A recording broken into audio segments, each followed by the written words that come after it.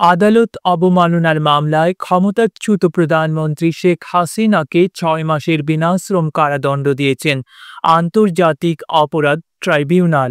বিচারপতি মোহাম্মদ গোলাম মর্তুজা মজুমদারের নেতৃত্বে ৩ সদস্যের ট্রাইব্যুনাল বুধবার ২ জুলাই এই আদেশ দেন। ট্রাইব্যুনালের ২ সদস্য হলেন বিচারপতি মোহাম্মদ শফিউল আলম মাহমুদ ও বিচারক মোহাম্মদ মহিতুল হক এনাম চৌধুরী।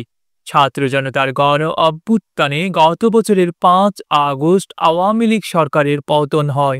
ক্ষমতাচ্যুত হওয়ার পর এই প্রথম কোনো মামলায় শেখ হাসিনার কারাদণ্ড হল।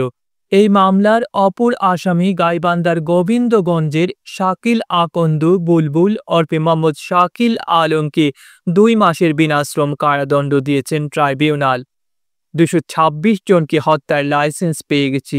অনলাইনে ছড়িয়ে পড়া এমন একটি অডিওর বক্তব্য শেখ হাসিনার উল্লেখ করে তিনি ও শাকিল আকন্দ বুলবুলের বিরুদ্ধে আদালত অবমাননার অভিযোগ আনে প্রসিকিউটর।